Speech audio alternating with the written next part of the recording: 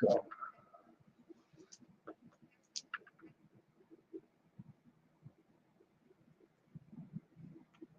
All right, I think we're live. I'm gonna give it a few seconds to make sure that we are on. And then I'm gonna start because I might get cut off because boy, my computer is acting real funny. It's not the computer. Well, it's the computer and the internet. But we're gonna get started in a minute. Thank everyone for tuning in. Those of the two people that will tune in for at least 1 minute. The two people that will tune in for 1 minute. But I teach each broadcast as if though I have 1,000 or more people on, because this is not something for self-aggrandization personal gain of any sort. But it is the truth coming from Almighty God, I believe. And no one else is talking about it the way we talk about it right now on the 19 Report, on Community Candid, and on all of our platforms. And we get so accustomed to um, life the way it is, be it good or bad, doesn't matter. And it's easier to say that I'm the problem than to say anything else. But I got news for all of you. If you went through hard times, so did I. I lived homeless in Manning, South Carolina for over 6 months. Homeless. I slept out at the baseball field. I slept in abandoned houses. I slept in abandoned schools. I had it rough. If you think that for some reason your life is different than mine, I don't understand. I was addicted to uh, prescription pills after I cut my hand and lost my ability to provide for myself and my family. And by God's permission, I gradually helped myself wean off of that addiction over the course of 3 to 4 years. I was in a failed marriage. I was in a marriage where children were not biologically mine that I thought were mine. I was a single father. I was a college student. I was broke. I had a little something. I've been through the same vicissitudes of life as all of you. Because you didn't see me go through it does not qualify you to say that I am not qualified to talk like I talk. I faced death on many occasions. I've been in the drug game and I was very good at it, but I faced death there. I had to make choices there. So I'm insulted internally from some of you who think that because you think you did something that I didn't do, that I'm not qualified to talk. God qualified me to talk. And if the day comes that you are more qualified, perhaps you can debate with me, which I don't debate, or perhaps you can bring something to the table that is different than what's already on the table. But until that time, I'm going to continue talking like I talk and with more zeal, with more added to it, because God is saying to add it to it. So when I talk, whether it's one or nobody, I'm still going to talk with conviction. I must do that. There is no gatekeeper in God's realm. God is the gatekeeper. So yes, in Clarendon County, there are many people who try to stop you from growth because they think, because they had some unfortunate experience, or they may have shouted long enough to waken their spirit, and they think that God called them, and they think that the only way to teach God is through white Jesus and white Christianity. That's a way to teach it. That's the way we were introduced to it. And they think that because I speak of black, that somehow I'm a racist, not even knowing the definition of what a racist is. And that is an insult to my soul as well, because the Caucasian people of whom am associated with, from the gay community and everywhere else, they will tell you different about Jamil if they would speak up, because you can't speak up. But what I talk about is necessary, because the Bible is unfolding right in our faces, and most of us are steady on a single path of what we perceive as what needs to be told. But we have an entire generation of children who have no clue what they're into. So we're going to talk about it. We're on part 2 today of They Are Legion. And the reason I entitled it They Are Legion, I got a lot of screens up, but I want to tell you something. My computer may fall, it may crash, I don't know, but it just crashed twice. The minute I got on the internet and hooked my software up to it, it said that I was no longer qualified to stream on Facebook, so that shut me off. I had to figure that out. Then the whole computer just shut down. So it may shut down. I apologize, but I'm going to keep going. God willing, I'll be able to record it and I can repost it up later. Uh, Again, the algorithm tells me who's watching the show and who's not. And unfortunately, the algorithm tell me that the majority of you only watch what I'm talking about for a minute, for 1 minute, and that's it. You're off. Uh, that's the world we live in. We ask God for help. He sends help. We don't like the person he sent, so we don't listen. That's the way it is. So I want to get to this part two today. Part two today is dehumanization. And that's why I don't look at my algorithms while I'm broadcasting.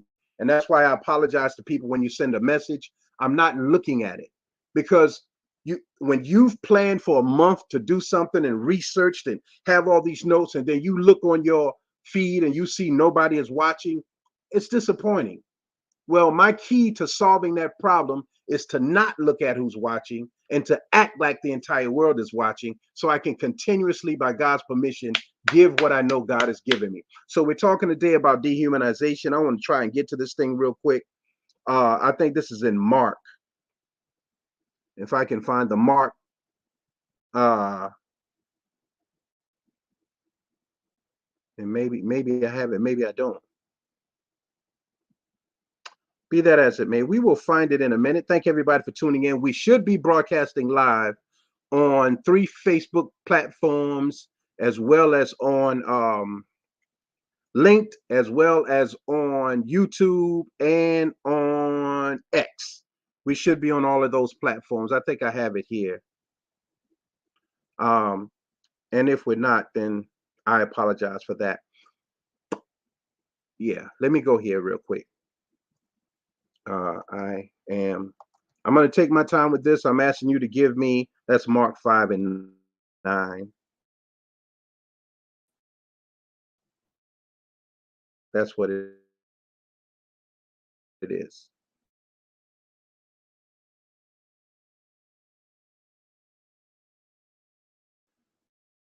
So this is Legion, for we are many. I want to start right there, Mark 5 and 9. But let me get the full chapter verse up. Thank you all for tuning in and 9. For we are many, and honestly not to send them out of the country. Now a great herd of pigs was feeding there on the hillside, and they begged him, saying, send us to the pigs, let us enter them. So he gave them permission. And the unclean spirits came out and entered the pigs, and the herd numbered about 2,000, rushed down the steep bank into the sea and drowned in the sea. I want to start off with this. Uh, when Christ talks to entities, when Christ talks to people, he talks to them face to face, and he talks to them by name. He asks them, what is your name? When we talk about God now, unfortunately, we just say God with a capital G. And that is supposed to satisfy anyone who is looking for a higher source for their life, just a capital G God. We never ask God, what is your name, God? Never ask Satan, what is your name, Satan? What is your real name? We never do these things. We just assume we understand because we have some type of experience in our lives and we think we have it down pat. But the Christ that I read about in the Bible always is particular and specific. What he's talking about, who he's talking to, what God said about the people he's talking to, and knowing the eventual outcome. That is how I've been taught by God's permission to address and to approach religious doctrine and to address and approach people. What do you want? What is your purpose? Why are you doing what you're doing? Without asking the proper questions and getting the correct answers that is satisfactory to the question, we stay lost in the question. And sometimes when you stay lost long enough to satisfy the emptiness in you, begin to make up realities. We begin to make up fairy tales and lies to cover for the things that we are not able to answer for. This is where your holidays come in. Lies about things that we couldn't answer for. And this is where the gradual dehumanization of the human being comes into play, because the minute you introduce a lie into God's path, you're beginning to devolve away from God and into the world. So the scripture says to be in the world, but not of it. Now, what I just read about I am Legion came out of Mark 5 and 9. Now I'm going to try to find be in the world, but not of it. I'm gonna try to find that in the Bible. This is why you have an assistant. The assistant find these things quickly for you and they read it off and you're able to move. Unfortunately, I want to put this out there too.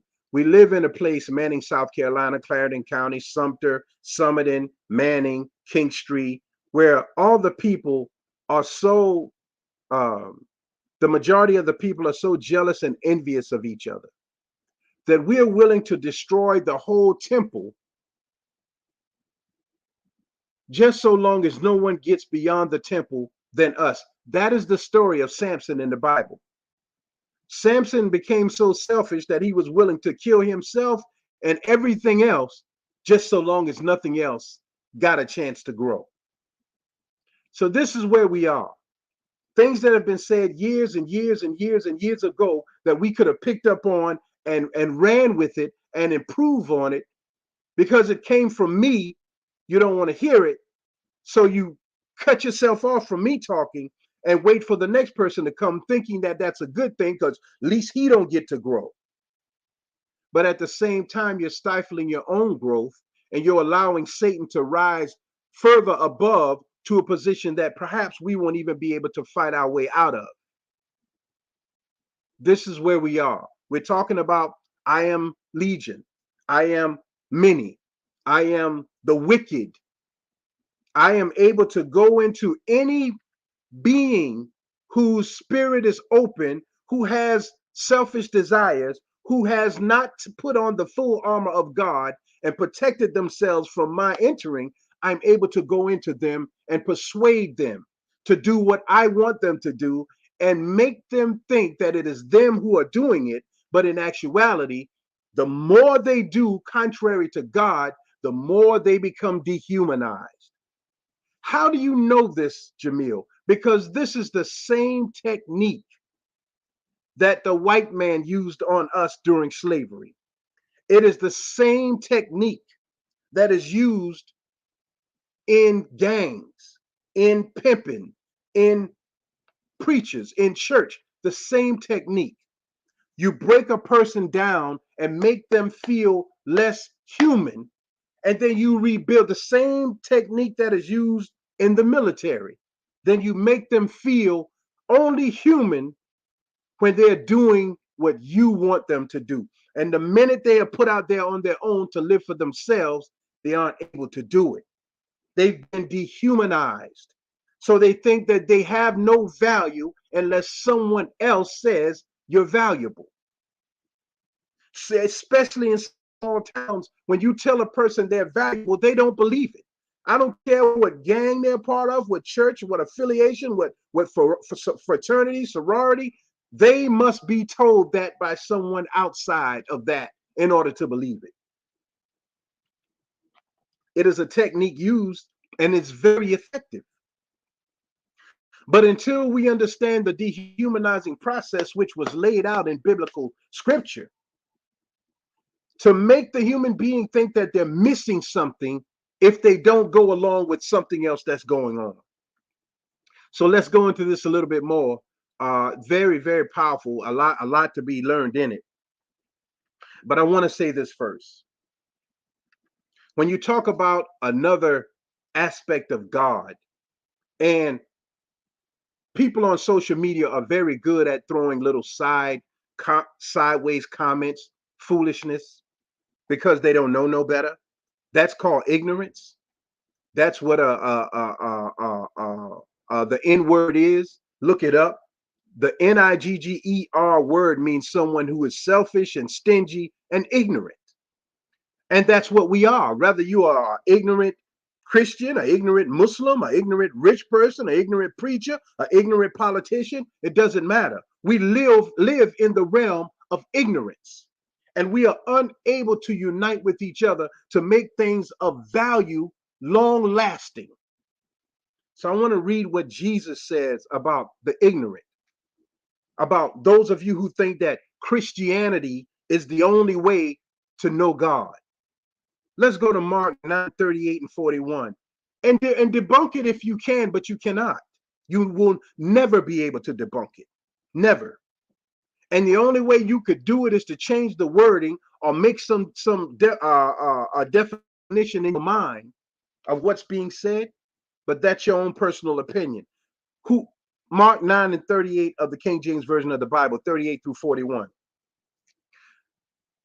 Whoever is not against us is for us. 38. Teacher, said John, we saw someone driving out demons in your name, and we told him to stop because he was not one of us. Same demons that Jesus drove out the legion, the 2,000 demons he drove out of the people into the pigs, somebody else was doing it. But they weren't doing it the way Jesus did it. So Jesus' disciples, in their ignorance, in their niggardliness, told them, don't you stop driving out them demons if you ain't driving them out the way we drive them out. Think about that for a minute. There are sick Christian people in not only in the South, but we're talking specifically about the South, black, white, red, brown, and yellow, who say that if you're not driving out the demons in the name of Jesus Christ, leave them demons alone and let them people die because Jesus is the only way. That's sick. If you don't come to Jesus the way we say it, then don't come. That is sickness. So 9:38 and 41 says, teacher, said John, we saw someone driving out demons in your name and we told them to stop because he was not one of us. And keep in mind that the entire time Christ was in the Bible, he never called what he taught Christianity. Never called it that ever. He never said he was God ever. That was placed upon him by people who were dehumanizing another people and needed justification to dehumanize. And we're going to go into that into a minute, but I wanted to read this first. 39 says, Jesus talking, do not stop him, Jesus said, for no one who does a miracle in my name can in that next moment say anything bad about me. For whoever is not against us is for us. Truly, I tell you, anyone who gives you a cup of water in my name because you belong to the Messiah will certainly not lose their reward. As a Muslim and a Christian, as a follower of a black Muslim, a follower of the teachings of the most honorable, not an Arab. I'm not trying to be an Arab. I'm not an Arab. Arabs enslaved us. Black people enslaved us. But as a Muslim here in America, who was taught by the most honorable Elijah Muhammad, who was taught by Master Farad Muhammad, as a black Muslim and a believer in the teachings of Elijah Muhammad and a believer in the teachings of Jesus Christ, we understand completely that our job is to teach God no matter what angle we come from. The name of Jesus is mentioned always, because the whole 30 some odd years or more I've been teaching, I always come directly from the Bible. That is my name, Salib, handsome cross, one who breaks down the Bible, who breaks down the word of God so that even the most intelligent or the most ignorant can comprehend what is being said. We're talking about dehumanization, but I want to make some things clear in the midst of this because it's necessary. We have churches on every single corner in Clarendon County, if not 3, 4, 5, 6, 7, or 8 churches. None of which, to my knowledge, are talking about the violence in the community, the high level of homosexuality in the community, lesbian and otherwise, the high levels of drug use in the community, the high levels of ignorance in the community, child abuse in the community, parent abuse in the community, mental illness in the community, just God, God, God. And they have trained the people how to act like they are at one with God. So they got to get a nice car, no matter how much debt it put them in. They got to act nice. They got to look nice, all that. This is Dale Carnegie 101, how to win friends and influence people. It is a book. Dress a certain way, talk a certain way, act a certain way, think and grow rich. This has little to nothing to do with what God has called us to do. We're talking about I Am Legion and how Satan comes in and changes the entire dynamic of what is supposed to be done by the people and make us think that because we become a part of their world and nestle our way in, burr our way into society and act like they act, that we are now at one with God. You are at one with the world, and you have dehumanized yourself by choice or by ignorance. But the job of a messenger is to deliver the message clearly to the people before the end comes. Let's move on. I want to read this one more time. Mark 9:38 through 41. Teacher, said John, we saw someone driving out demons in your name, and we told him to stop because he was not of us. Jesus says, do not stop them, Jesus said, for no one does a miracle in my name, who does a miracle in my name, can in the next moment say anything bad about me, for whoever is not against us is for us. Truly, I tell you, anyone who gives you a cup of water in my name because you belong to the Messiah will certainly not lose their reward. I want to put this kind of thing out there for a reason, because we have to begin to make God make sense. And we have to begin to put our belief systems to the test. If we say this is how we believe, prove it. If we say this is the only way, prove it. But you cannot prove that God is real by nestling your way into someone else's reality and surfing on their wave of success. You can't do it that way. Jesus says, oh man, let me see if I can find it. Says, behold, I make all things new. Let's see if we can find that. I make all things new. Let's look for that in the King James Version of the Bible. It's not going to take long. Revelations. Behold, I make all things new is a phrase spoken. I don't know why my headphones just cut off, but I hope y'all can hear me without the headphones. As a matter of fact, yeah, I'm just going to keep them off. Revelations 21:5, the King James Version of the Bible, it says, it is a part of a vision of the new heaven and the new earth where God will dwell with his people and wipe tears and pain. The Bible has the same words in the King James Version, and I want to read it, though. I don't want to read someone's synopsis of it. Yeah, here it is. As people start interpreting things the way they want it. Revelations 21:5.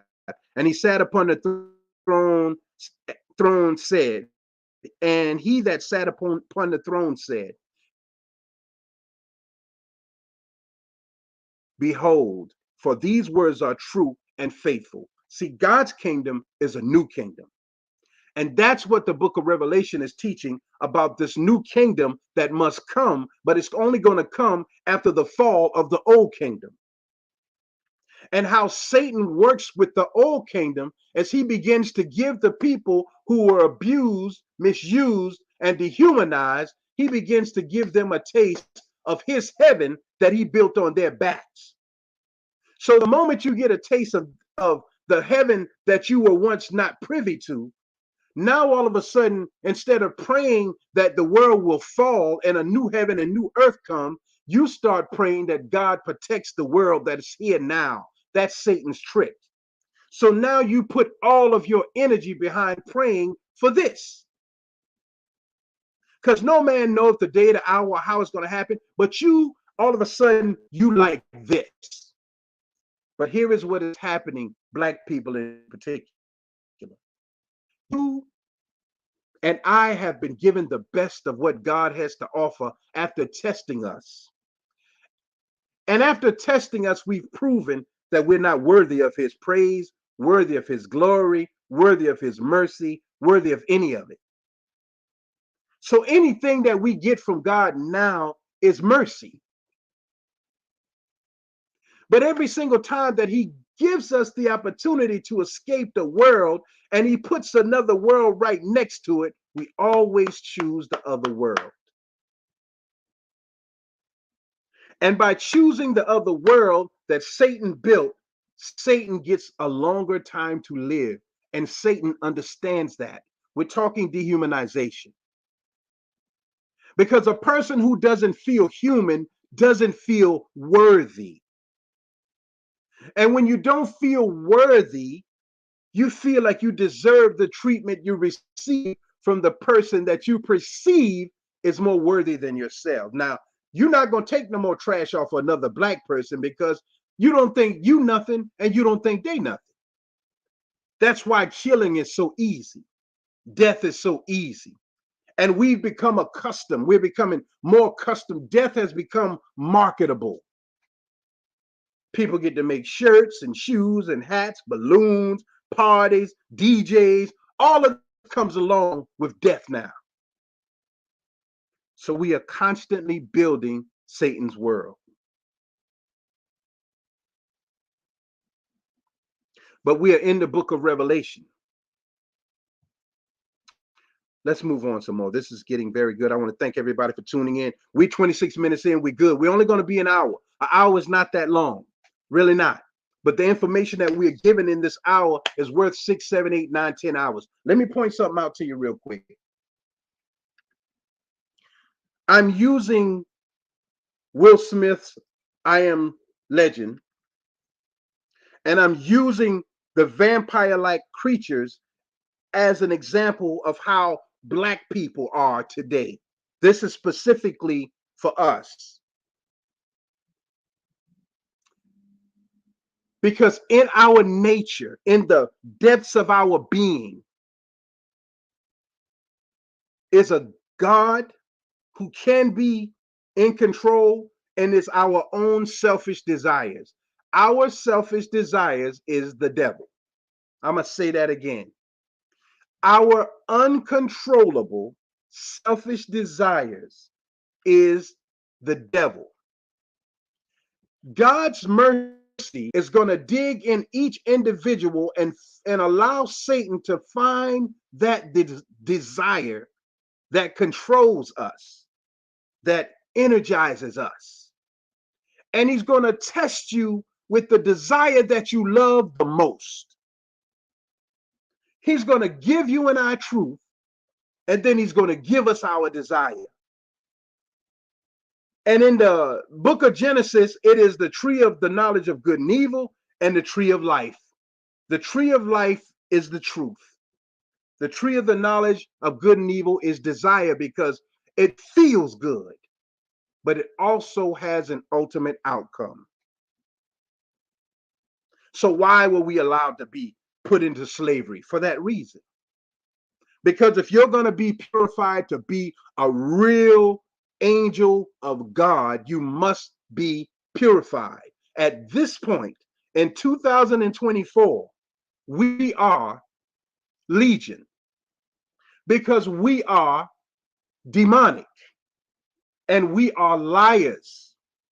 Because the only thing that we represent on social media are what we perceive as our blessings. And if it is something of pain, we're representing that because we want something from someone else. So I'm hurting. My cousin just died. I'm putting up a GoFundMe. I'm gonna put up my Cash App. Oh, we're bragging.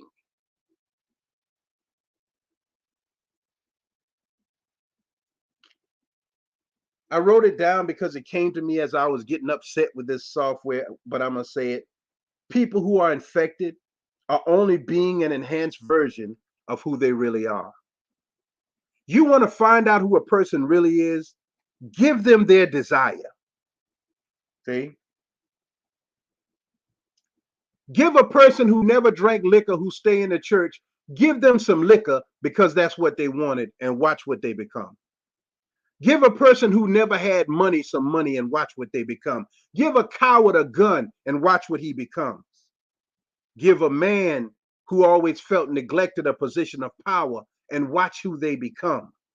They become themselves, which is demonic, or they fight their selfish desires as Joseph did in the Bible, because Joseph was so upset with his brothers for what they did. If it wasn't for the woman with him, he would have treated them badly, but he didn't.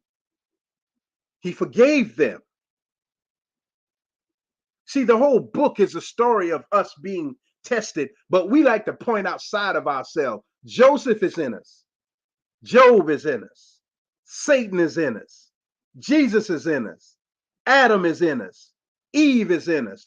All of the prophets and messengers of God within us. The Bible is unfolding based upon how we act and react. But the selfish among us think we go to church one Sunday and we start talking about going to heaven. But listen, man, we're talking about how our actions dehumanizes us. Here you got people who rape, rob, steal, murder, kill 24 hours a day if they could get away with it. The minute they die, the preacher say they're going to heaven, and the parents put angel wings on them on the t-shirt. Then you got a person who tried to follow God's law all of their lives, doing right by people, being courteous, being kind, being respectable. They die, and they go into heaven too.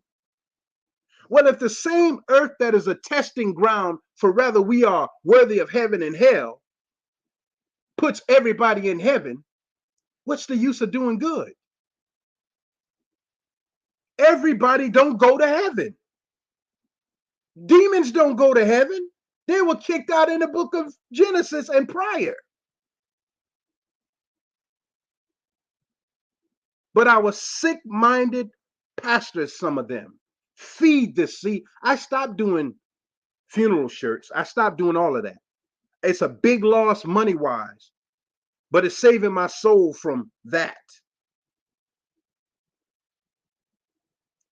We're going deeper now. I hope that makes sense. Let's go a little bit deeper. Um,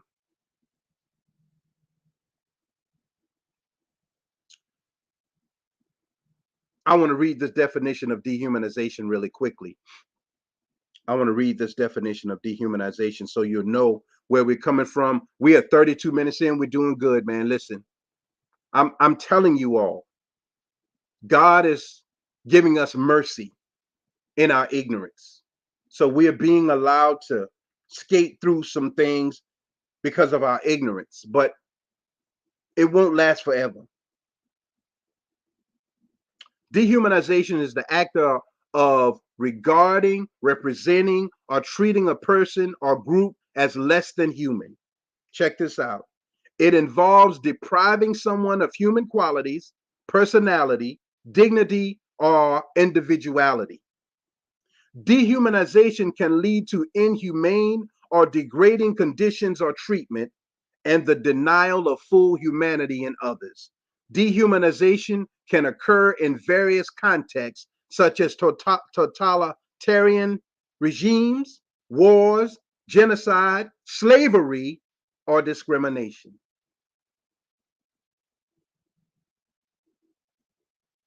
Black people have been dehumanized. What other people that a parent can sacrifice to raise a child? The child, 8, 9, 10, gets into street life, drug life, which was introduced to them based upon this dehumanizing process. Because the one thing Satan understands, and the one thing that the slave master understood, that there would come a time when the ignorant would get some light, because God would bring the light, and the ignorant would want justification for everything that was done to them. So the ignorant would stand up against the tyrant, those who dehumanize them, and demand justice, or they will take away everything that is before us today. They will burn it all down. They will destroy it all. That is one thing Satan understands. And so to keep us asleep, he legalizes drugs, and we think, yeah, well, yeah, we legal now. We think that's a good thing.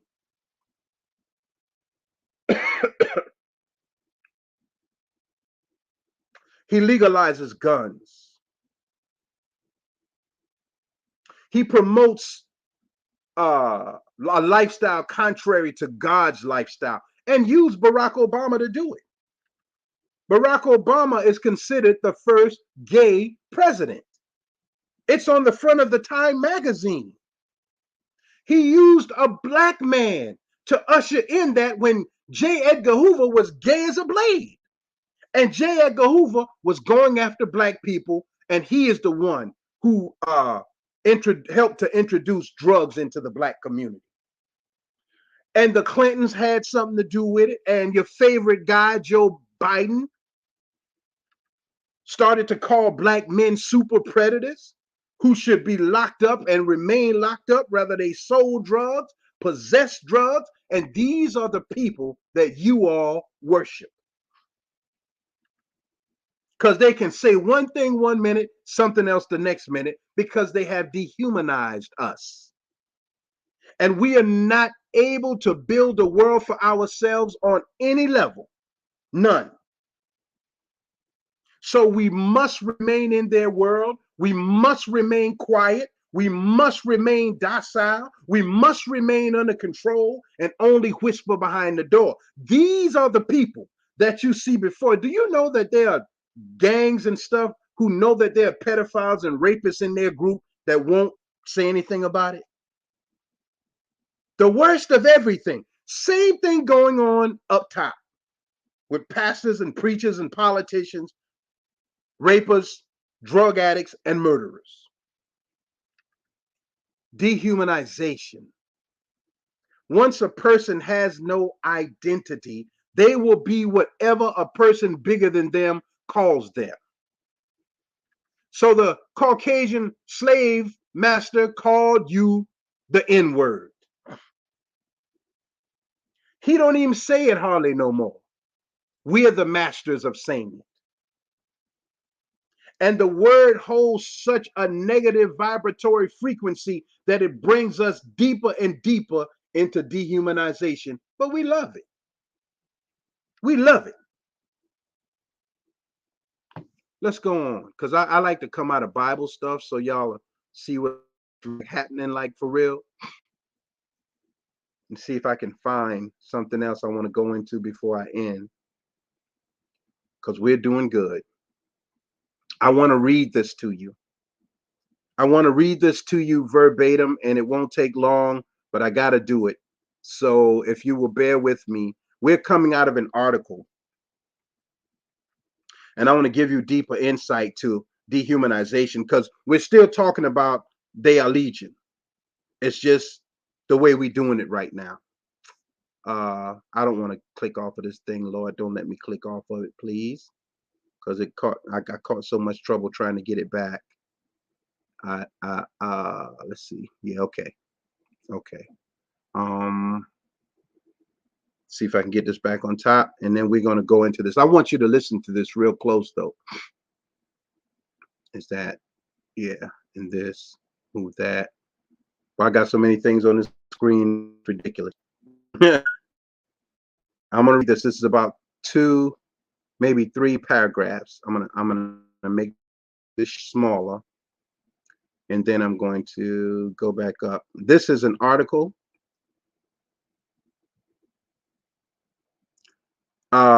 by Maya Kuzman, the author of this article. This was written in 2020. How slave owners justified dehumanizing acts, a psychological perspective. How slave owners authorized dehumanizing acts, a psychological perspective. I want to read this. Let's go. Slaveholders considered slaves to be extremely beneath them. Some even took this further to say that slaves deserve to be slaves. I'm showing you the dehumanizing process, then we're going to stop. As Jews were referred to as rats during the Holocaust, and Tutsis or Tutsis were referred to as cockroaches in Rwanda, in the Rwanda genocide. If you haven't seen that movie Hotel Rwanda, you know what it's about. It's two tribes fighting each other, the Tutsis and another black tribe, and they're killing each other like we're doing here in America. This is nothing new. This is not, let me get my face back up on the screen for a second. What is going on in America with blacks killing blacks is nothing new. That was in us because our people sold us to this British slaveholder and built these dungeons that we walked through and were stripped of our dignity and got on boats to come over here to the Americas. Our people did that. So the sickness that you see 100% full-blooded in some Caucasians is the sickness that is within black people. And the more we don't address it, the worse it gets. So now the same people over in Africa you think you're going to go back to and be saved and blessed, they are not our people. And we're not their people. The American black person is the closest thing to God that there is. This is fact. Now let's finish this. In Hotel Rwanda, psychologist Albert Bandura concluded through his research that dehumanizing victims would lead to increased aggression from perpetrators.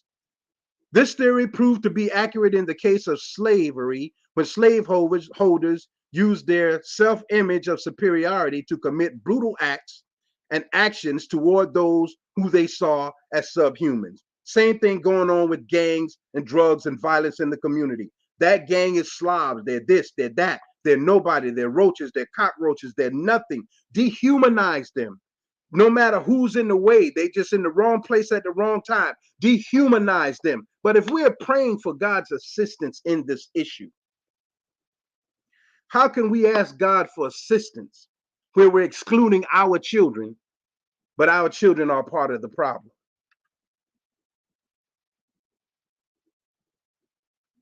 See, this is what happened with I Am Legend with Will Smith. Remember, his wife was infected, and he was trying to send his wife on because he thought he could save her, and the helicopter blew up. But when it's someone that we love, they're like an exception to the rule. So what we do is we justify their dirt, and they could care less about you, but they continuously infect more and more people. So the minute we get a clean society, we let a devil in. We let a devil into the Garden of Eden, and he destroyed it. This theory proved to be accurate in the case of slavery, when slaveholders used their self-image of superiority to commit brutal actions towards those who they saw as subhuman. The dehumanization of slaves gave way for slaveholders to maintain a mindset of thinking that if the victim is not human, then the actions cannot be inhumane. Slaveholders dehumanized slaves in such a way that a mental loophole was created that would supposedly justify their actions. The study of the human mind proves useful when trying to understand slaveholders' actions and mentalities regarding to slaves. Now, I want to find this if I can real quick. I think it is in the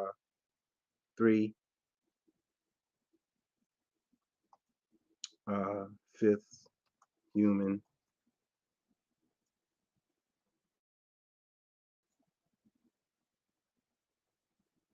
There was a compromise reached in 1787.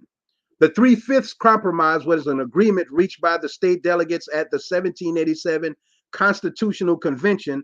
Under the compromise, every enslaved African would be counted as 3/5 of a person for taxation and representation purposes. 3/5 of a human being for taxes and representation. I'm going to say that again. Taxes and representation. So now you got all these black politicians coming up out of the woodworks wanting your vote, and they trick you into voting for them, thinking that you got something valuable in them, but they never do anything of value for you. That is the representation part. And then they use tax dollars for their benefit and exclude you from the taxes of which you pay to keep your community safe and clean. I'm going to save that for another time. 3/5 of a human being. And the same thing is happening right now. I think they got in the 13th Amendment, where they bring you right back down to that 3/5 of a human being once you're found or convicted of a felony, of a felonious crime. All right. 45 minutes in, we're doing good. Slavery. Considering slaves were seen as animals, many slaveholders believed that they were improving the lives of slaves. Many even claimed that Africans were made to work as slaves due to the higher melatonin in African skin, which supposedly made them more fit to work in hotter and harsh temperatures. The term cognitive dissonance can be used to explain why slaveholders came to this conclusion. Cognitive dissonance, a term first proposed by psychologist Leon Festinger, is a feeling of discomfort when someone acts against their moral instinct. Naturally, humans want to eliminate that discomfort and try to resolve it immediately. When psychologist Joy Tigroy researched a term she called post-traumatic slavery disorder, she declared the following, and then we're going to close on this particular thing. The difference between the actions of Europeans enslaving, raping, and killing and their beliefs about themselves, we are good Christians, was so great that the cognitive dissonance so painful that they were obliged to go to the great lengths in order to survive their own horrific behavior. This being the case, to survive their horrific behavior, slaveholders claimed that slavery was good for slaves. They argued that African societies were uneducated, savage, and useless. Slaveholders insisted that slaves lacked the basic ability to control their own lives and make their own decisions, and were therefore better off in a system that ran their lives for them. I humbly submit to you that the system I was talking about, that we are supposed to come out of, if we're to prove that God is real, we must come out of the system set up for us that made our slave masters our boss and find a way out for ourselves. Psychologist terms like cognitive dissonance help enhance understanding of how it was possible that so many people accepted slavery and made excuses for it. While slavery in and of itself was pure evil, I'm not even going to read that part, because anytime somebody gives you facts, they're going to always try to put a cushion under the facts. Now they're going to try to justify some of the facts. I think with 47 minutes in, let me see. There's a few more things. I want to read this, and I want to see if I can get this on the screen from my added on, and I'm gonna see if I can balance it out. See if I can balance it out. There we go. This is from Dr. Frances Cress Welsing. She predicted this 20 some odd years ago. She's passed on now. May God be pleased with her. She said white supremacy is telling our men and women to hate each other as well as themselves. At this rate, very soon our women will be teaching their girls to hate black men, and our men will be wearing dresses. She predicted this years ago, before it started happening, that this is the path in which we were leading. It's the handwriting on the wall. If you understand biblical scripture correctly, you understand where we are. And you understand that from the drug dealer who think he's free from society by killing his own people, you a slave. This system was already set up for you to make sure that people died, that people remained ignorant, that people remain addicted. You're doing Satan's work. There is a consequence to that. To the preacher who preaches the Bible the same old whitewashed way, you're doing Satan's work.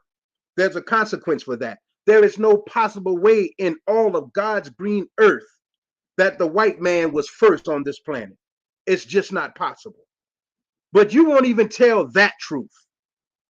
Just give him all the credit that he don't deserve.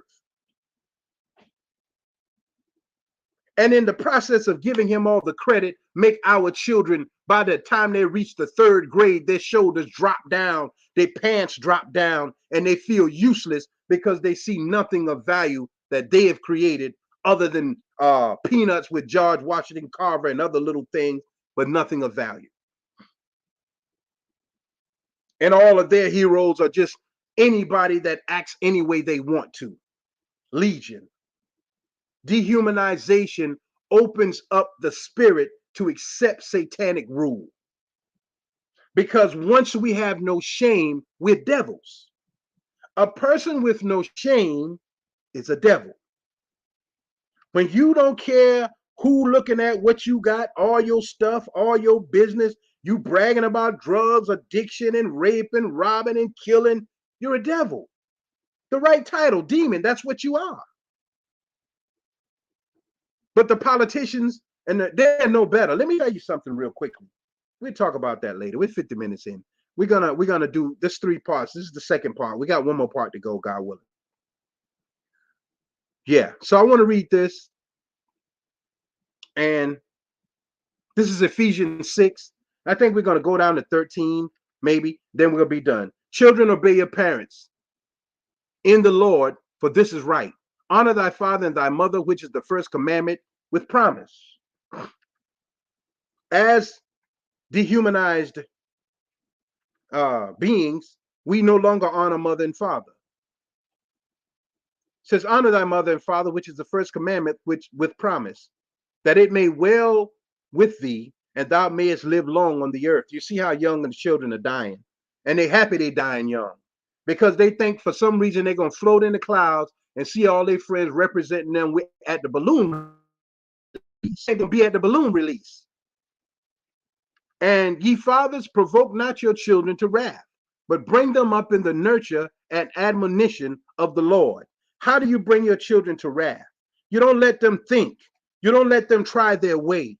You don't lead, you don't guide, you just demand, you put pressure on them. And this is what Satan did to us. This is what slavery did to us. It pressed us. It made us be something we didn't want to be, so we rebelled against it. But rather than rebelling in the light, we rebelled and went to the darkness and became the same devil that enslaved us. We became that. So in 2024, same things that white folks did to us in the past, black folks doing it now. Black folks are destroying the community. And I'm not talking about just gangsters. I'm talking about politics.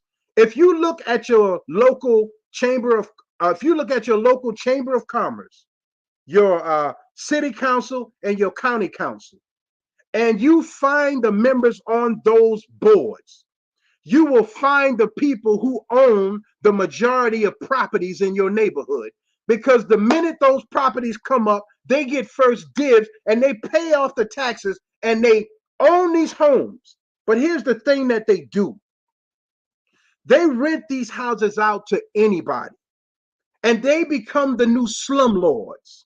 They smile and they grin, and one of their best tools is always shaking hands and saying, if there's anything else I can do for you, let me know. But here's the thing. They never did anything to start with. They didn't do anything to start with. But check your local council members. The majority of them is where the problem is for real. They provoked the children to wrath, and now the children are so angry they're blind with rage. And all they want to do is get back at the people they perceive caused them some form of harm. So we're sick with madness. And instead of coming out of the world, we're becoming a part of it. We're almost done. I got to find this thing, man, because I like to go by the book. Come out of her. All right, let's go to the King James Version of the Bible real quick. Revelations 18:4. And I heard another voice from heaven saying, come out of her, my people, that ye be not partakers of her sins, and that ye receive not of her plagues. This is stamped, and we're not listening because we want to hear good things. We want to hear lies. We want to hear somebody tell us that everything we do is right. Let me go back to this one more time. If I can find it, tell us good things, prophesy, deceit. I don't know how to spell deceit. Let me see. Isaiah 30 and 10. Check this out. Which say to the seers, this is the people talking to the prophets, preachers, and messengers, telling them what they want to hear. Which say to the seers, see not, telling them we don't want to see the truth no more. And to the prophets, prophesy not unto us right things, speak unto us smooth things, prophesy deceit. So any church you go to where you know you a hellraiser from Monday to Friday and Saturday night, and you come in that church on Sunday and the preacher touching you on your head, telling you, God telling me to tell you, you one of the best, you one of the greatest, and you know good and skippity well that you hell on wheels. That's what you want. And the book of Isaiah talks about that. So it's all in the book. We just don't want to hear it because we think ignorance is going to excuse us from God's rule, but ignorance is no excuse. Now we're still in, and we're closing on this, Ephesians 6, but we're now at 6, as Ephesians 6 and 5, where it says, servants, be obedient to them that are your masters, according to the flesh, with fear and trembling, in singleness of your heart, as unto Christ. That's a tricky line, which we know that the Bible has been tampered with. If you are a servant of God is, and you understand that God is the master, God, and you serve moral code and you serve morality and you understand God properly, yes. But when you take this devilish suggestion, insinuation, and you think this means to let another man enslave you and you be nice to that man, then you're totally off track. 7, not with eye service as men pleasers, but as the servants of Christ, doing the will of God from the heart. That is the part. 6. 5 talks about being a servant. 6 clarifies what a servant is. Not with eye service as men pleasures, but as the servants of Christ, doing the will of God from the heart. With God's will, doing service as to the Lord and not to men. See, that cancels out the idea of part 5, that this servants be obedient to your masters is talking about a slave master. 8 cancels that out. 7 cancels that out. With goodwill doing service as to the Lord and not to men, knowing that whatsoever good things any man doeth, the same shall he receive of the Lord, rather he be bond or free. And ye masters, do the same thing unto them, forbearing, threatening, knowing that your master also is in heaven, neither is there respect of persons with him. God don't respect titles. God don't respect names. God only respects those who bows to his will. I'm almost done. Finally, my brethren, be strong in the Lord and in the power of his might. Put on the whole armor of God, that ye may be able to stand against the wiles of the devil. For we wrestle not against flesh and blood, but against principalities, against powers, against the rulers of the darkness of this world, against the spiritual wickedness in high places. Understand that. This is what we are up against. Spiritual wickedness in high places, and we are unable to fight that wickedness on our own. 56 minutes in, I want to play this for you. I want to read this real quick.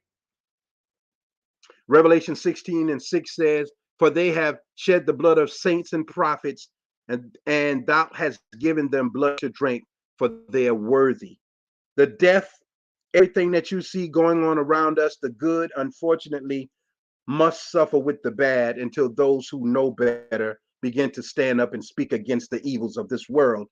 The blood is on our hands just as much as it is on the shooter, the killer, the murderer. This is why I said in the beginning, the preachers, the pastors, the politicians, they want your vote, but they're not in the community talking about what's happening in the community. Are y'all understanding me? All right, let's finish with this then.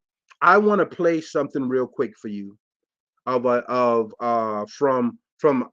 oddly Queen Mother Moore, Oddly Queen Mother Moore, Oddly, Audley, uh, uh, uh, uh, Queen Mother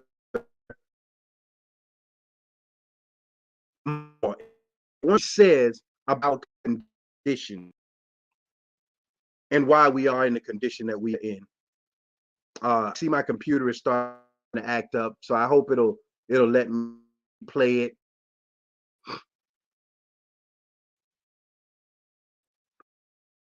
I'm gonna try and answer a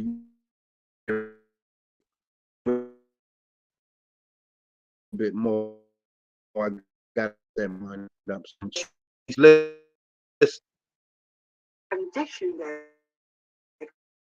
we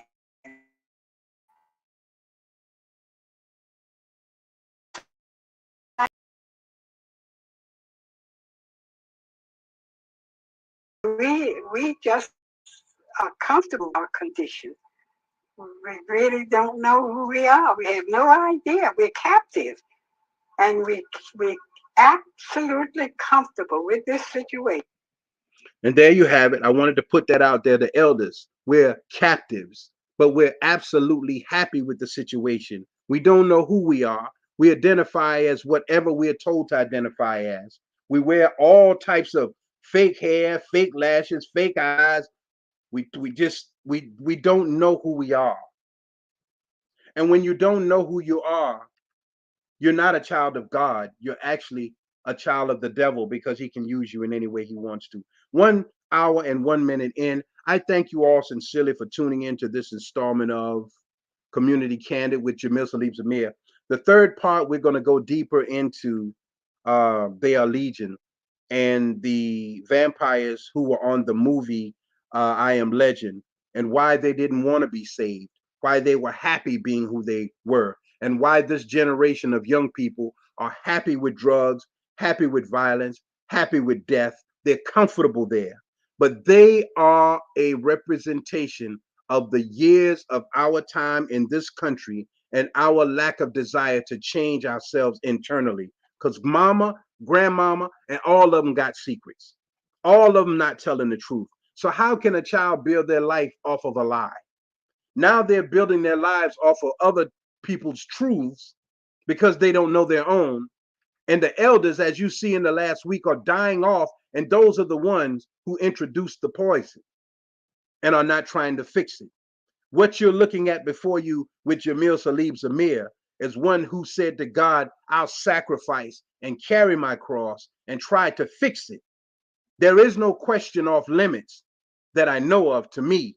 I'll answer it. Just give me time. But I'm going to answer it. And if I'm wrong, I'm wrong. I got to be adult enough to try to go back to the drawing board and figure out something else. But the only thing that's going to save us at this point is absolute truth. There is no amount of money, no job titles. All we're doing, and I'm not trying to downplay our success, nor am I trying to downplay our hard work at degrees and education. That is necessary. Proof positive that we worked hard to get where we are. But what we're doing is working within the confines of someone else's world. So we're constantly building Satan's world, and God's world is not growing. So at a point, God is going to say, enough is enough. I'm going to take back what's mine. We're in the book of Revelations.